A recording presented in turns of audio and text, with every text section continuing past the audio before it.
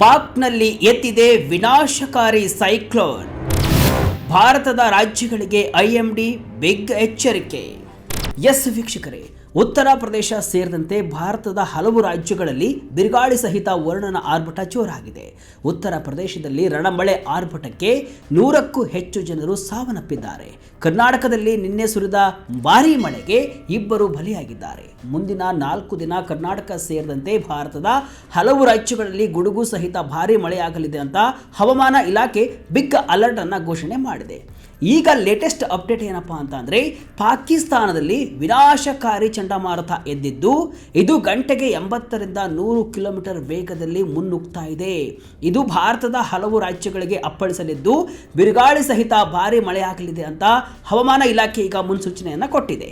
ಹಾಗಾದರೆ ಈ ಚಂಡಮಾರುತ ಎಷ್ಟು ಭಯಾನಕವಾಗಿದೆ, ಭಾರತದ ಯಾವೆಲ್ಲ ರಾಜ್ಯಗಳಿಗೆ ಡೇಂಜರ್ ಅಲರ್ಟ್ ಅನ್ನು ಕೊಡಲಾಗಿದೆ, ಕರ್ನಾಟಕದಲ್ಲಿ ಮಳೆಯ ರೌದ್ರ ನರ್ತನ ಹೇಗಿರಲಿದೆ, ಹವಾಮಾನ ವರದಿಯ ಪಿನ್ ಟು ಪಿನ್ ಮಾಹಿತಿ ನೋಡ್ತಾ ಹೋಗೋಣ. ನಾನು ಶಿವಮೂರ್ತಿ ಸ್ವರ್ಪ. ಪಾಕ್ ಗಡಿ ಭಾಗದಲ್ಲಿ ಸೈಕ್ಲೋನ್ ಅಬ್ಬರ, ಭಾರತಕ್ಕೆ ನುಗ್ಗಲಿದೆ ಡೇಂಜರ್ ಚಂಡಮಾರುತ. ಎಸ್ ವೀಕ್ಷಕರೇ, ಕಳೆದ 3-4 ದಿನದಿಂದ ಉತ್ತರ ಪ್ರದೇಶ, ಪಂಜಾಬ್, ಹರಿಯಾಣ ಸೇರಿದಂತೆ ಹಲವು ರಾಜ್ಯಗಳಲ್ಲಿ ಭಾರೀ ಮಳೆ ಆಗ್ತಾ ಇದೆ. ಉತ್ತರ ಪ್ರದೇಶದಲ್ಲಂತೂ ಮಳೆ ರೌದ್ರ ನರ್ತನ ಜೋರಾಗಿದೆ. ಅಪಾರ ಪ್ರಮಾಣದ ಸಾವು ನೋವು ಸಂಭವಿಸಿದೆ. ಈಗ ಪಾಕಿಸ್ತಾನದಲ್ಲಿ ಎದ್ದಿರುವಂತಹ ಚಂಡಮಾರುತ ಭಾರತಕ್ಕೆ ಡೇಂಜರ್ ಆಗಲಿದೆ. ಉತ್ತರ ಭಾರತಕ್ಕೆ ಈ ಸೈಕ್ಲೋನ್ ನೇರವಾಗಿ ನುಗ್ಗಲಿದೆ. ಎಸ್, ಪಾಕಿಸ್ತಾನದ ಗಡಿ ಭಾಗದಲ್ಲಿ ಈಗಾಗಲೇ ಗುಡುಗು ಮಿಂಚು ಸಹಿತ ಮಳೆಯ ಮೋಡಗಳು ಅಂದರೆ ಥಂಡರ್ ಸ್ಟಾರ್ಮ್ ಕ್ಲಸ್ಟರ್ಗಳು ರೂಪುಗೊಂಡಿವೆ. ಇವು ಅತ್ಯಂತ ವೇಗವಾಗಿ ಪೂರ್ವದ ಕಡೆಗೆ ಅಂದರೆ ನಮ್ಮ ಭಾರತದ ಕಡೆಯೊಳಗೆ ನುಗ್ಗುತ್ತಿವೆ. ಪಂಜಾಬ್, ಹರಿಯಾಣ, ದೆಹಲಿ, NCR, ರಾಜಸ್ಥಾನ ಮತ್ತು ಪಶ್ಚಿಮ ಉತ್ತರ ಪ್ರದೇಶದ ಮೇಲೆ ಈ ಚಂಡಮಾರುತ ನೇರವಾಗಿ ಅಪ್ಪಳಿಸಲಿದೆ.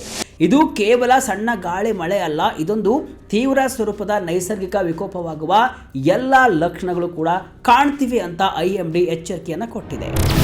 80 ಕಿಲೋಮೀಟರ್ ವೇಗದಲ್ಲಿ ನುಗ್ಗಲಿದೆ ಸೈಕ್ಲೋನ್. ವೀಕ್ಷಕರೇ, ಹವಾಮಾನ ಇಲಾಖೆ ಹೇಳುವಂತೆ ಈ ಬಿರುಗಾಳಿ ಗಂಟೆಗೆ 80ರಿಂದ 100 ಕಿಲೋಮೀಟರ್ ವೇಗದಲ್ಲಿ ಬೀಸಲಿದೆ.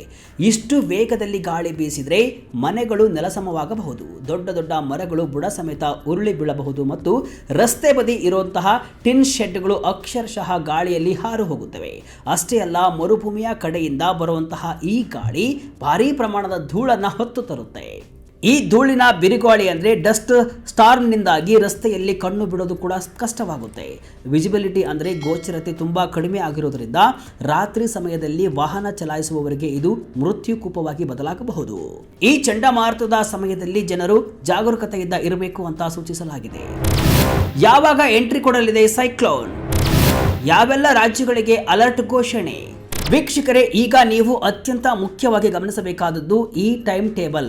ಹವಾಮಾನ ಇಲಾಖೆ ನೀಡಿರುವಂತಹ ಮಾಹಿತಿ ಪ್ರಕಾರ ಯಾವ ರಾಜ್ಯಕ್ಕೆ ಯಾವ ಸಮಯದಲ್ಲಿ ಕಂಟಕ ಎದುರಾಗುತ್ತೆ ಅನ್ನೋದನ್ನ ನೋಡುವುದಾದರೆ, ರಾಜಸ್ಥಾನ, ಉತ್ತರ ರಾಜಸ್ಥಾನದ ಜೈಪುರ ಮತ್ತು ಸುತ್ತಮುತ್ತಲಿನ ಜಿಲ್ಲೆಗಳಲ್ಲಿ ಸಂಜೆ 7ರಿಂದ ರಾತ್ರಿ 9 ಗಂಟೆಯ ಒಳಗೆ ಚಂಡಮಾರುತ ಎಂಟ್ರಿ ಕೊಡಲಿದೆ. ಇನ್ನು ಪಂಜಾಬ್, ಇಲ್ಲಿ ಅತಿ ಹೆಚ್ಚು ತೀವ್ರತೆ ಇರಲಿದ್ದು ಸಂಜೆ 7ರಿಂದ ರಾತ್ರಿ 11ರ ನಡುವೆ ವರುಣನ ಆರ್ಭಟ ಮತ್ತು ಬಿರುಗಾಳಿ ಅಪ್ಪಳಿಸಲಿದೆ. ಇನ್ನು ಹರಿಯಾಣ ಮತ್ತು ಚಂಡೀಗಢದಲ್ಲಿ ರಾತ್ರಿ 8ರಿಂದ 11 ಗಂಟೆಯ ವೇಳೆಗೆ ಹವಾಮಾನ ಸಂಪೂರ್ಣವಾಗಿ ಬದಲಾಗಲಿದೆ. ಇನ್ನು ದೆಹಲಿ, NCR ಮತ್ತು ಪಶ್ಚಿಮ ಉತ್ತರ ಪ್ರದೇಶದಲ್ಲಿ ಜನರಿಗೆ ಅತಿ ದೊಡ್ಡ ಎಚ್ಚರಿಕೆಯನ್ನು ಕೊಡಲಾಗಿದೆ. ರಾತ್ರಿ 9 ಗಂಟೆಯಿಂದ ಮಧ್ಯರಾತ್ರಿ 1 ಗಂಟೆಯವರೆಗೆ ಅಂದರೆ ನಡುರಾತ್ರಿಯ ಸಮಯದಲ್ಲೂ ಕೂಡ ಹವಾಮಾನ ಅತ್ಯಂತ ಸಕ್ರಿಯವಾಗಿರುತ್ತೆ. ದೆಹಲಿ ನಿವಾಸಿಗಳು ಈ 4 ಗಂಟೆಗಳ ಕಾಲ ಅತಿ ಹೆಚ್ಚು ಜಾಗರೂಕರಾಗಿ ಇರಬೇಕು ಅಂತ ಸರ್ಕಾರ ಸೂಚನೆಯನ್ನ ಕೊಟ್ಟಿದೆ. ಇದ್ದಕ್ಕಿದ್ದಂತೆ ಚಂಡಮಾರುತ ಏಳಲು ಕಾರಣವೇನು? ಮಳೆ ಮಾತ್ರವಲ್ಲ, ಆನಿಕಲ್ಲು ಮಳೆಯ ಭೀತಿ. ಇಷ್ಟೊಂದು ದೊಡ್ಡ ಮಟ್ಟದ ಬಿರುಗಾಳಿ ಯಾಕೆ ಸೃಷ್ಟಿಯಾಯಿತು ಅಂದರೆ, ಕಳೆದ ಕೆಲವು ದಿನಗಳಿಂದ ಉತ್ತರ ಭಾರತದಲ್ಲಿ ತೀವ್ರ ಶಾಖ ಅಂದರೆ ಹೀಟ್ ವೇವ್ ಇತ್ತು. ಹಗಲಿನಲ್ಲಿ ಭೂಮಿಯ ಮೇಲ್ಮೈ ಅತಿಯಾಗಿ ಬಿಸಿಯಾಗಿದೆ. ಈ ಬಿಸಿಯಾದ ಗಾಳಿ ಮೇಲೆ ಹೋಗಿ ವಾತಾವರಣದಲ್ಲಿ ಅಸ್ಥಿರತೆಯನ್ನು ಸೃಷ್ಟಿ ಮಾಡಿದೆ. ಇದೇ ಸಮಯದಲ್ಲಿ ಪಾಕಿಸ್ತಾನದ ಕಡೆಯಿಂದ ಪಶ್ಚಿಮದ ಅಸ್ಥಿರತೆಯ ಮೂಲಕ ಶೀತ ಮತ್ತು ತೇವಾಂಶಯುತ ಗಾಳಿ ಭಾರತಕ್ಕೆ ನುಗ್ತಾ ಇದೆ. ಈ ಬಿಸಿ ಮತ್ತು ಶೀತಲ ಗಾಳಿಗಳು ಮುಖಾಮುಖಿಯಾಗಿ ಡಿಕ್ಕಿ ಹೊಡೆದಾಗ ಅಕ್ಷರಶಃ ಒಂದು ಸ್ಫೋಟ ಸಂಭವಿಸುತ್ತೆ. ಅದೇ ಈಗ ಚಂಡಮಾರುತದ ರೂಪದಲ್ಲಿ ಹೊರಬರುತ್ತಿದೆ. ಇನ್ನು ಈ ಚಂಡಮಾರುತ ಕೇವಲ ಗಾಳಿಗೆ ಸೀಮಿತವಲ್ಲ, ಇದು ಕಡಿಮೆ ಸಮಯದಲ್ಲಿ ಭಾರೀ ಮಳೆಯನ್ನ ಸುರಿಸಲಿದೆ. ಗುಡುಗು ಮತ್ತು ಮಿಂಚಿನ ಆರ್ಭಟದ ಜೊತೆಗೆ ಕೆಲವು ಕಡೆಗಳಲ್ಲಿ ಆನಿಕಲ್ಲು ಮಳೆ ಕೂಡ ಬೀಳಬಹುದು.